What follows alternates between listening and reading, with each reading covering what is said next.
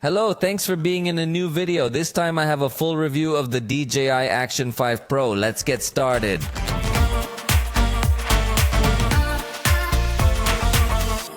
This is an action camera that obviously competes with the GoPro, but in this case it has a much tighter price tag.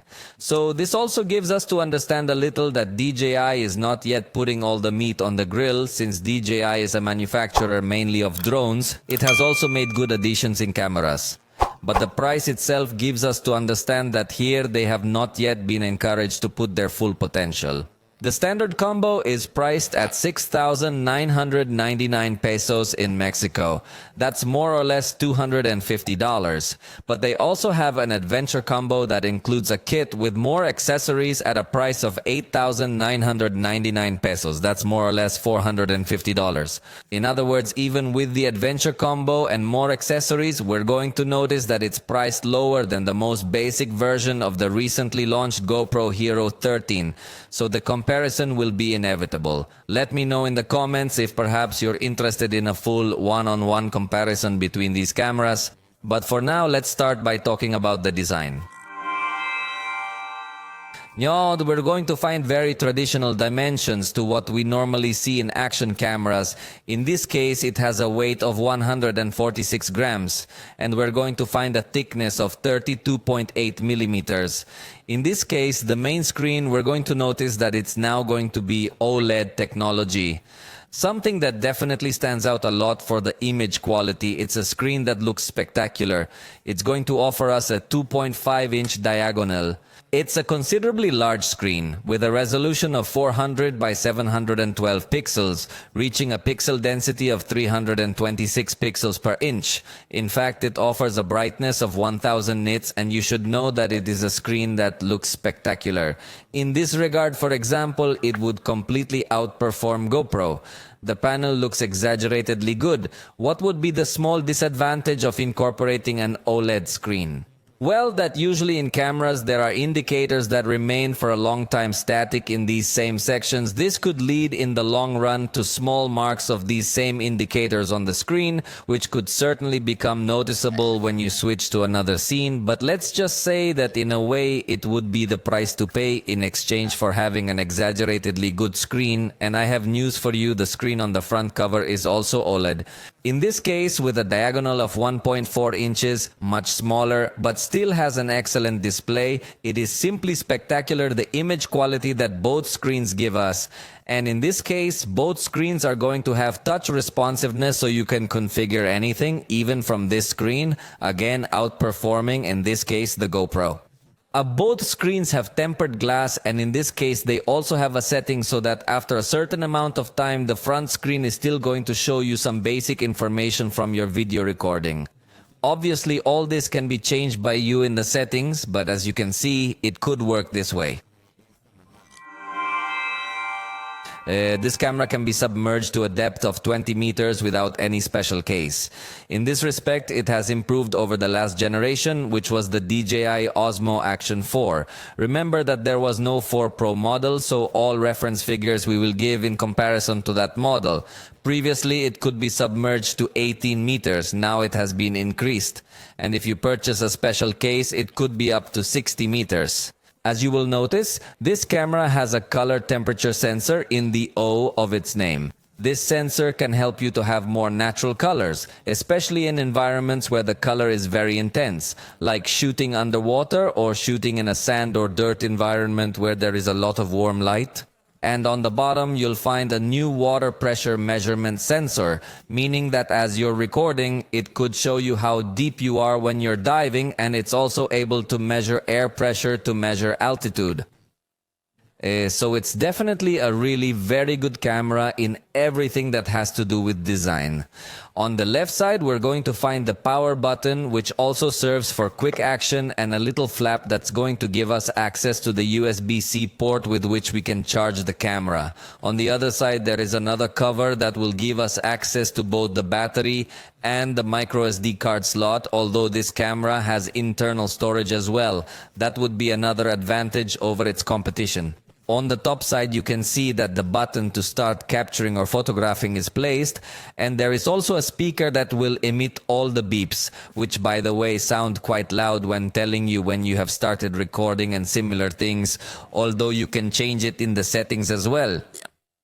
And finally, on the bottom, you notice that it doesn't have any mount already built in, because it has its own magnetic mount that you have to stick in the right direction, and it immediately sticks, and you just have to make sure that it clicks so that it's completely fixed. This magnetic mount obviously allows you to have access to the traditional thread that all action cameras have, but the main benefit is that you can remove it very easily to change it to any other magnetic mount. Included in the box is this mount, and included in the adventure combo is also this tool to be able to shoot video from a much. This camera has 3 microphones around it in order to pick up audio. Let's listen to a test. Esta es una prueba grabada con la DJI Osmo Action 5 Pro y sus micrófonos integrados. Obviously, the microphones will have very good capabilities. They will even have wind noise cancellation and this kind of details.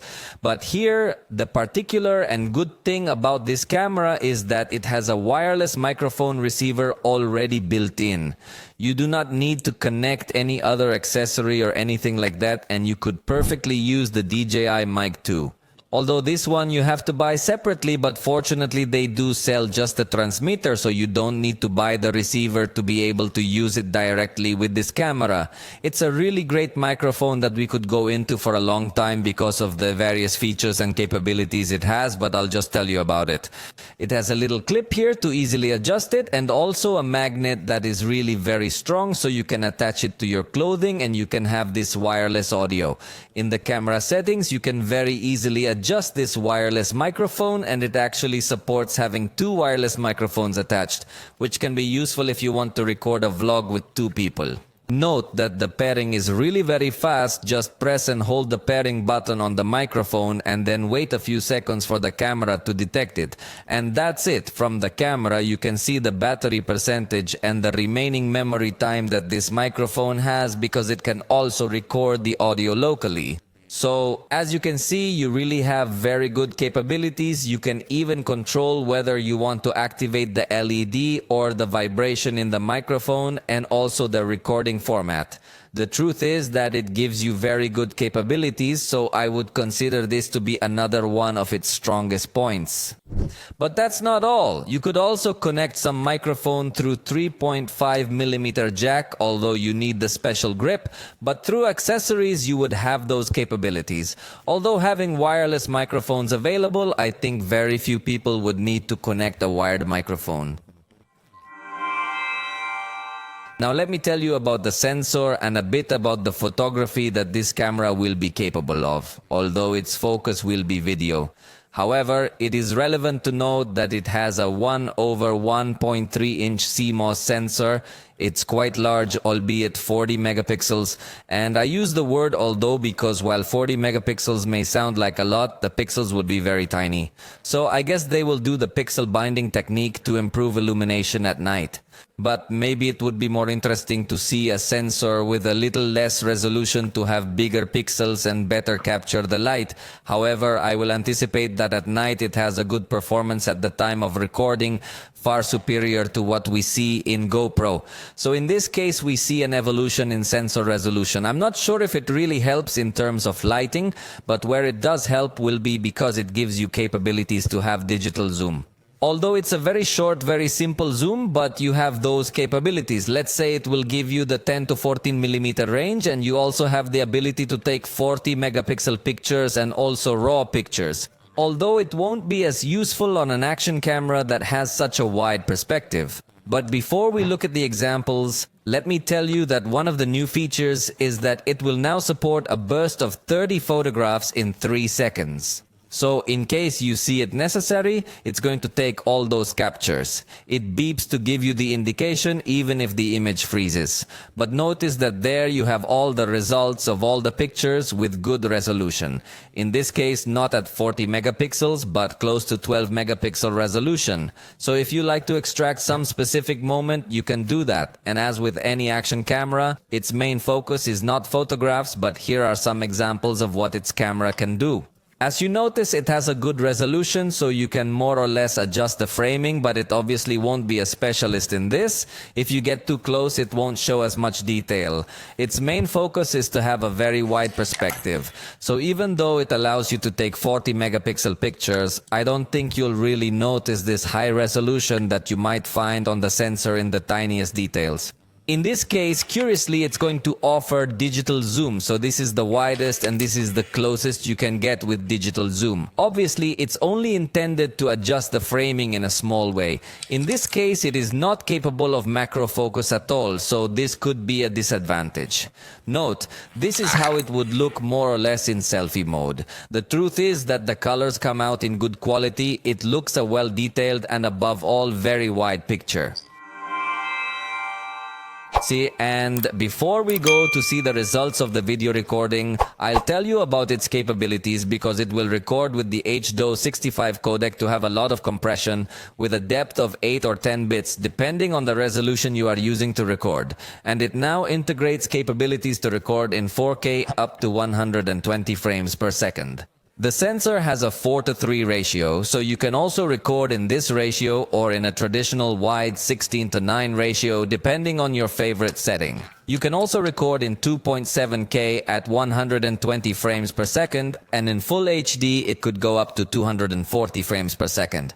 It also has a super night mode, which I'll show you in a moment, and it also has an object or people tracking feature, which can come in handy if you're a vertical video content creator, because you can just put the camera on the table or on some base or a tripod. And since it has such a wide lens, you don't need to be so vigilant about being framed, because the camera will automatically crop the video vertically and give you this smart tracking so that you're always framed properly in this vertical video. So notice that when we're recording video, we can just tap and it's going to automatically adjust this framing.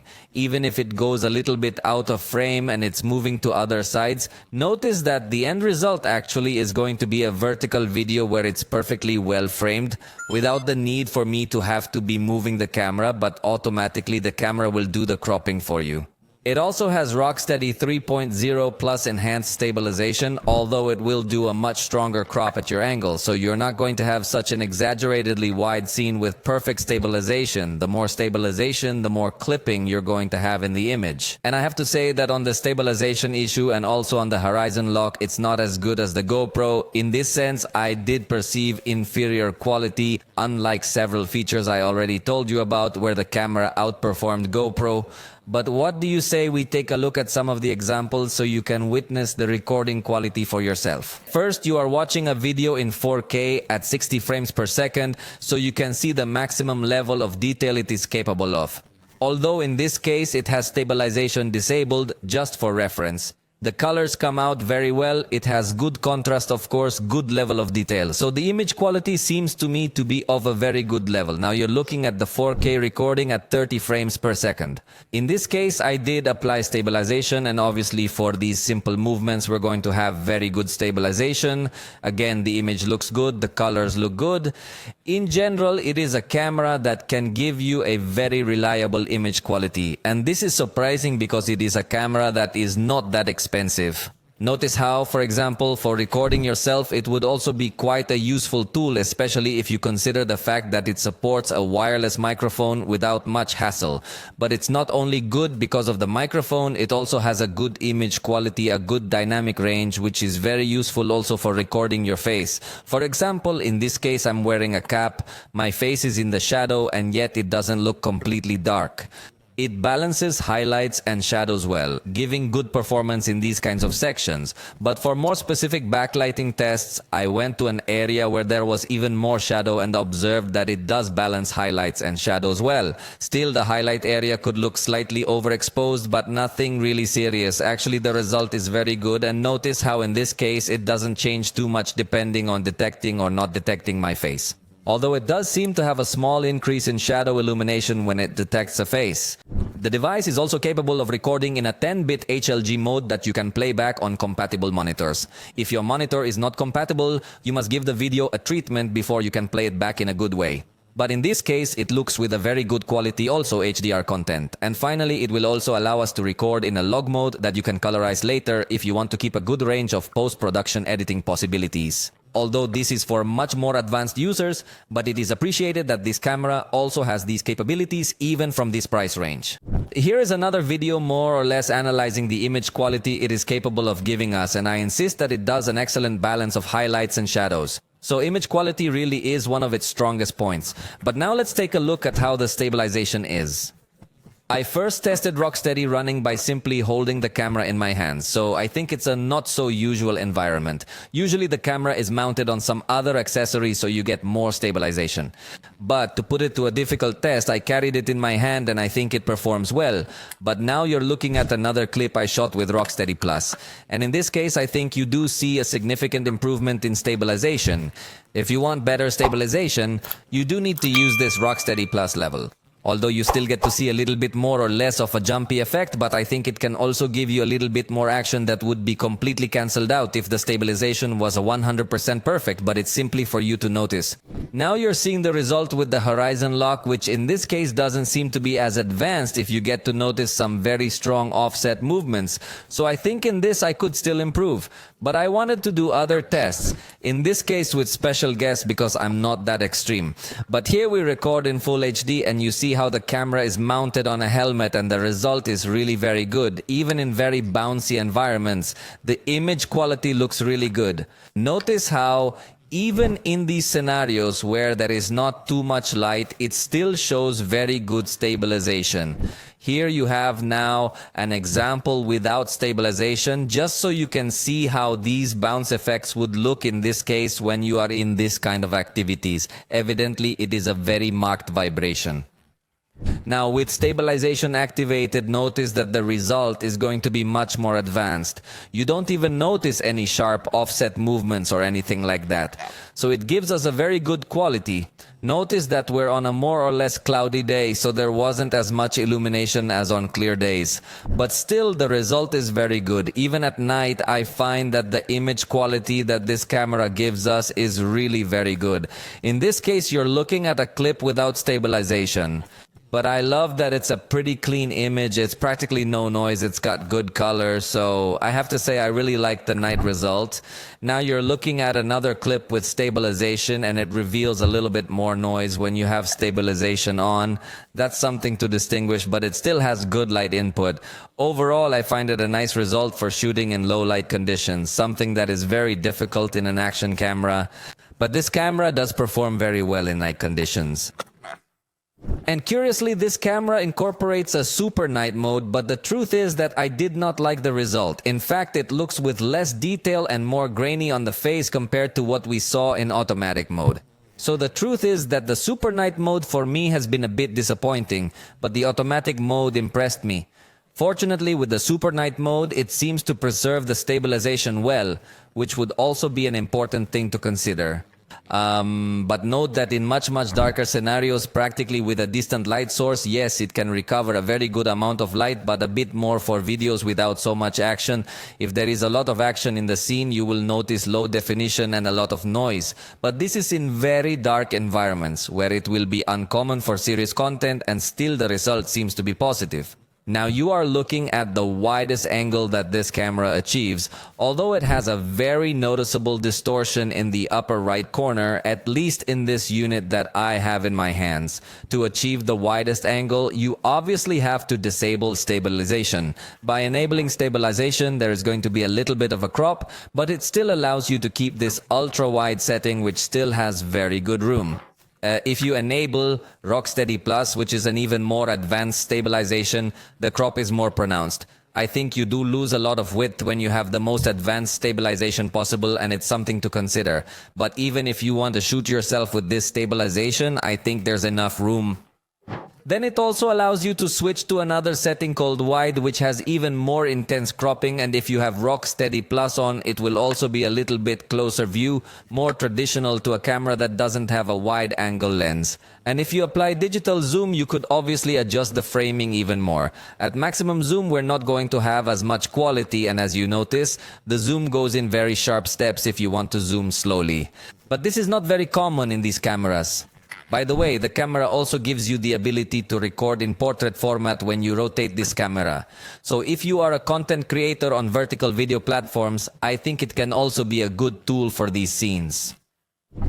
Now watch how good quality he gives us in these slow motion scenes. I even see an ant passing by and then the perfect ball strike. Very good scene with a very good level of detail in 4K at 120 frames per second. A curious detail is that in this case, the video is saved slowly, unlike the GoPro videos that are saved at 120 frames per second. Here, the videos are at 30 frames per second, although obviously recorded at 120 frames per second. You can also record in 2.7K at 120 frames per second, although it doesn't make as much sense because in that case, you'd better record it in 4K. However, it can also go slower up to 240 frames per second, but this is only in full HD. So yes, you can get a more or less attractive slow motion, but in this respect, it is completely outclassed by GoPro. Of course, you can also set up different types of fast camera. In this case, it is a simple one for people movements. Although the clouds are also moving with good speed, it has different settings, but the quality is good. Now let's talk about the battery, which has increased its capacity to reach 1950 mAh.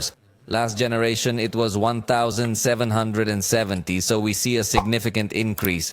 And if you buy the Adventure Combo, they are going to include 3 batteries and the charger for those 3 batteries, so you would have very good longevity. The official figure shared by the brand is 4 hours recording in controlled lab conditions, constant temperature, no motion, and full HD at 24 frames per second. The battery, you know, can vary a lot, but as reference figures, I left the camera recording in 4K at 30 frames per second with Rocksteady, but completely fixed on the table, and it lasted 2 hours and 40 minutes, which I think is a good enough time to be recording a day of adventures. In full HD with Rocksteady, the duration was extended to 3 hours and 14 minutes, in both cases at 30 frames per second. But I insist that this can vary a lot, since it can also consume more battery when stabilizing. The advantage that this camera has, and one of the aspects where it completely sweeps GoPro, is the charging speed. Although they do not include a charging adapter in the box, you can use a power delivery charger, and in my case, with 15 minutes of charging, it reached 59% of the battery, an exaggeratedly fast charge. In 30 minutes, it was already at 92%, and the full charge was completed in 41 minutes. So even if you run out of charge, you can still get a good battery capacity back in a little while to continue recording.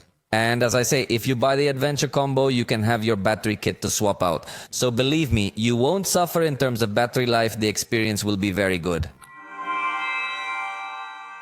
Now let's talk a little bit about the system and the options that this camera will offer us. Navigation is basic. You can swipe sideways to switch between the different modes offered. Among them are time-lapse mode, slow motion, object tracking, super night mode, video and photo. I think it's pretty simple to understand. Sliding from the top down, you access the quick settings very similar to what we see on a smartphone. For example, in the first option, we're going to be able to save some presets to have quick changes between different recording or video or photo capture modes. It depends on your settings entirely, so you have presets to quickly change the settings. We're also going to be able to have the quick switch available to select between different modes. That's going to help us so that through this button we can press and quickly switch between 2 modes. In fact, through voice, it's also going to tell you what mode you're in. That can be useful if you're using it outdoors with gloves on, where the touch screen is difficult to use. So it makes pretty good use of this button. Then we're going to find the fully manual brightness control. It also brings the rotation locked because, as you realize, if you use the camera in portrait format, the interface adapts perfectly well and you can still use absolutely all the options. Then we are going to find the voice control, which personally is something that I don't use much, but it is available for you to start recording through commands. It could also be more or less useful when it is difficult to control the screen with your fingers. And notice that we can also change the way the image is seen on the external screen if we want to see the whole frame or just fill the screen completely. Then notice that in this same quick settings panel we can see where we want the videos to be saved, whether we wanted to use the internal storage, which is 64 gigabytes with 47 gigabytes or so free, or we wanted to use the SD card.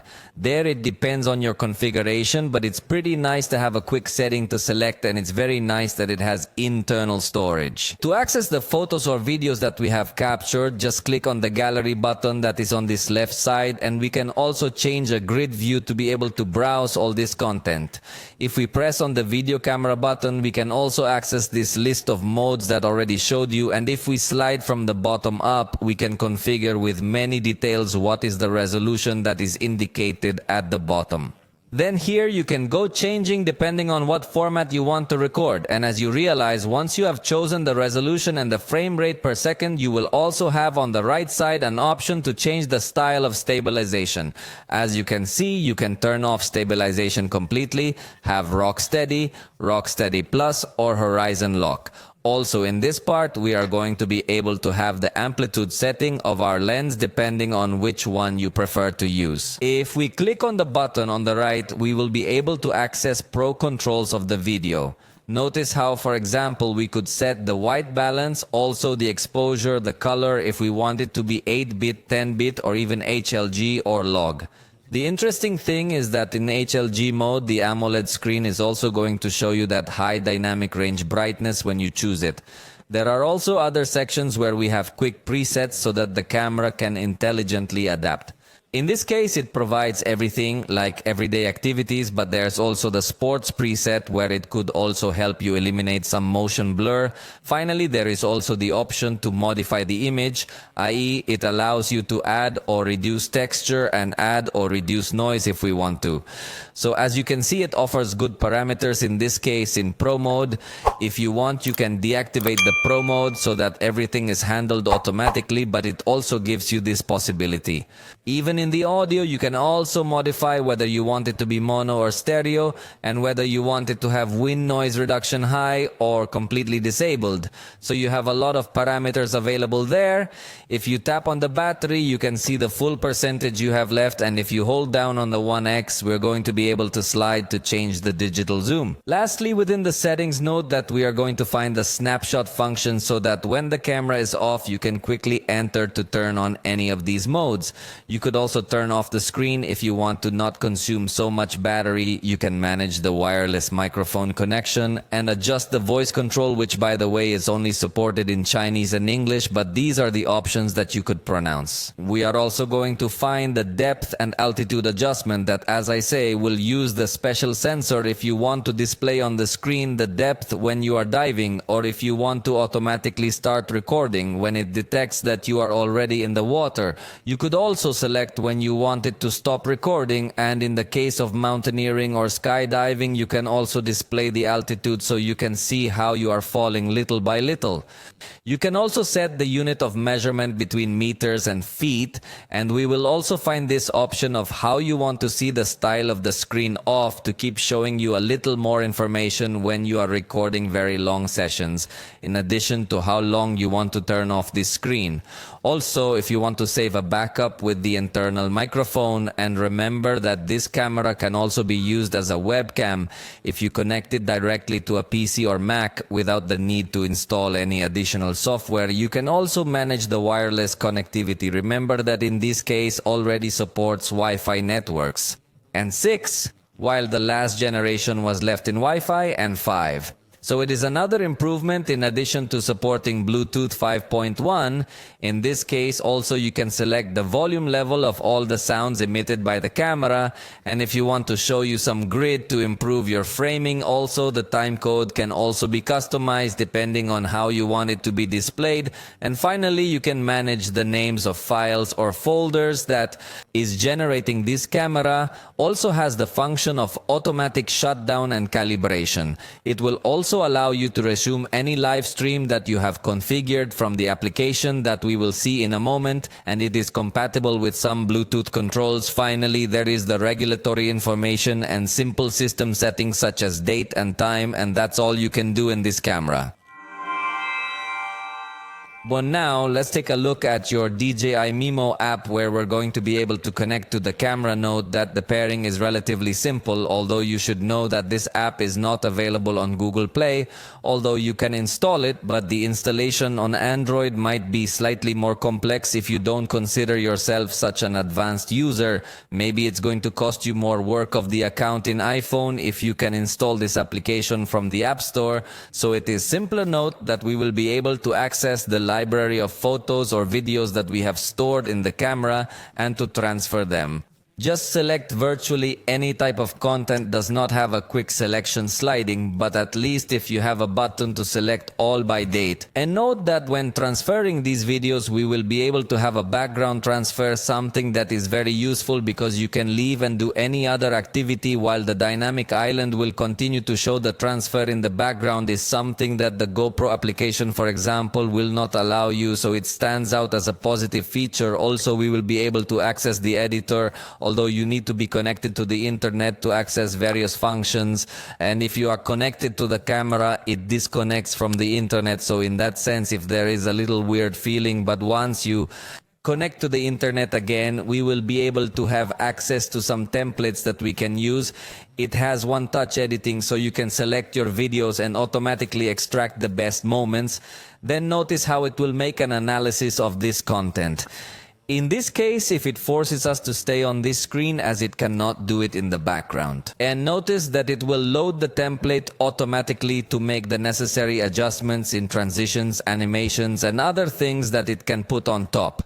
There are many templates available around here, all of them free, and all of them you can edit also in a more specific way. It has different categories of all these templates. Some add some text, and you can click on this part to edit the text. So as you will notice, it has very good editing options.